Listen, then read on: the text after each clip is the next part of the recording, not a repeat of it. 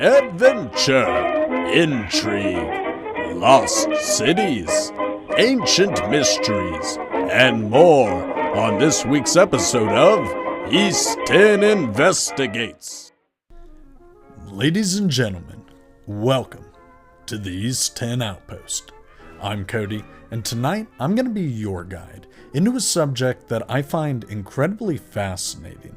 We're going to be looking at Albert Pike's Morals and Dogma, and a lecture summarized by Manly P. Hall on the subject of forgotten symbolism and the dead language that for many people goes completely unnoticed, but the fact is it's still alive, hidden and laced in the fabric of the world all around us. There's symbols that we recognize everywhere, immediately. Think about some of the symbols you know. Do any of these evoke any emotion or make you think of anything? For most, you'll realize that a picture is in fact worth 1,000 words, and what they're able to convey in a symbol is far more potent than anything they would be able to write in a paragraph. So, we're going to be looking at this long-lost language because, really, if you think about it, it's the oldest human language we have, and anybody can read it. It's up to you to open your eyes. So, join me as we dive in to Esoteric Symbolism, a Forgotten Language. First of all, Pike is pretty clear on one thing, and that's symbols are keys. They're a tool, just like a physical key, and they unlock hidden truths and much deeper meanings. And to people who aren't initiated on what the symbols mean, it just may look like a funny design or an interesting shape, but if you've been let in on the secret, well, it opens up an entire locked-away philosophy and much deeper meaning laced within the basic surface level that you're getting just from what the average viewer would see. Let's look at a circle, for example. Simple, right? Yet it's eternity in a single line. No start, no finish. Just pure endless unity. Or a triangle. It's not just geometry, it's about balance, like body, mind, and spirit all working together. Pike's point is that these things aren't static. They're there to make you think, to dig deeper, and to find the big concepts that they're actually pointing to, hiding just beneath the surface. Unfortunately, in today's day and age, this amazing universal language has mostly been forgotten and brushed aside as we focus on more surface level scrolling and texting and, day-to-day speech that really doesn't make us actually think beyond what the letters say on the page we're reading. But it doesn't need to be that way.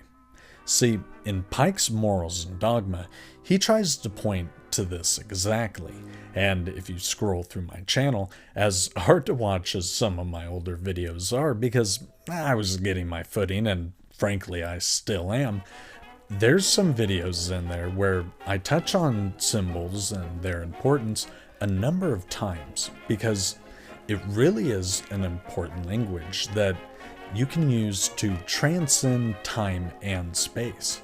It's something that, like I said, Pike has pointed to, and I'm going to continue to as long as I make content. But let's take a look at what this actually means and how we can begin to get this lost knowledge back. Manly P. Hall points out in his lecture that Albert Pike is trying to say, hey, we can get this back. It's not just nostalgia, it's about waking up to something that we've forgotten.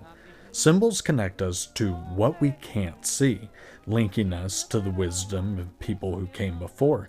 From Egypt to Greece to the Far East, it's what we're chasing after, that long-forgotten knowledge that's really hidden just beyond the surface. There's so many ancient symbols, but where do they all come from?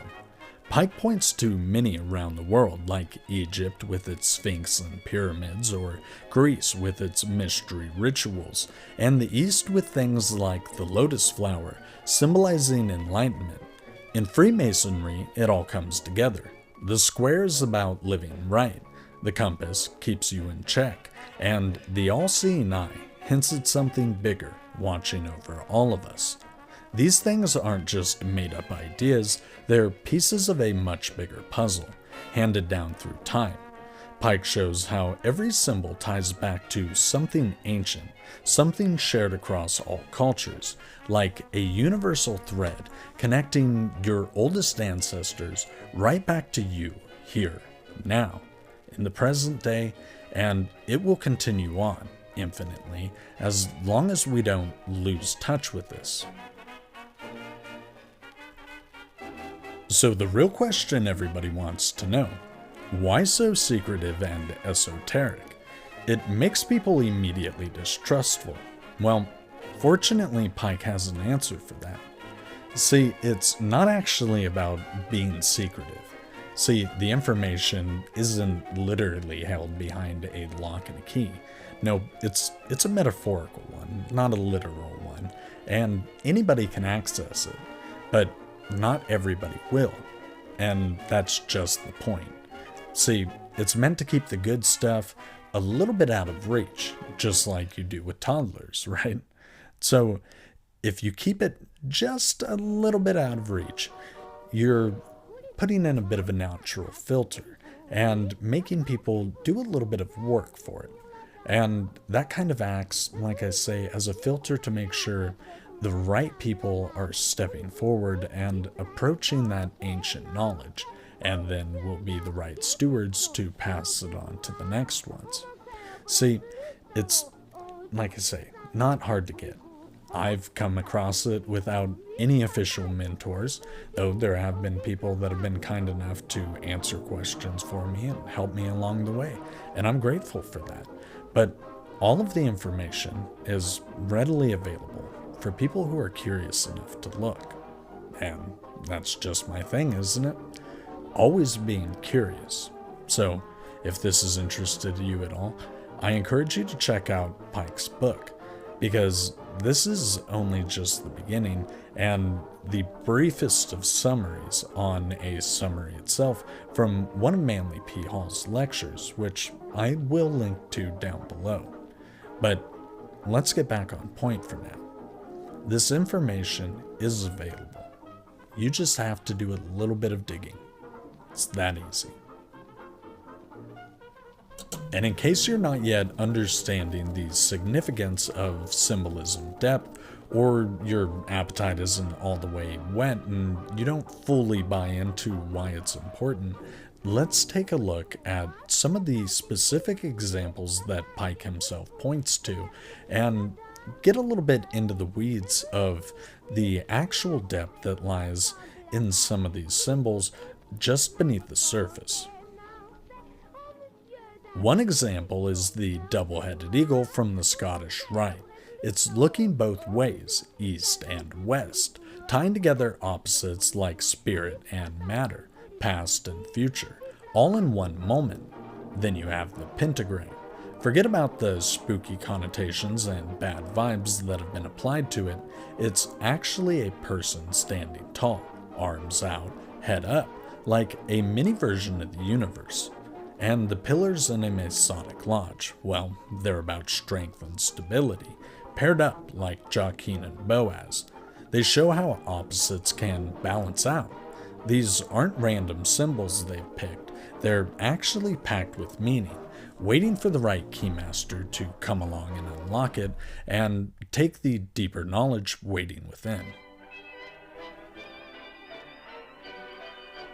So I think what Pike and I are trying to drive at here is symbols aren't just relics of the past, ancient vices that no longer have any meaning or relevance.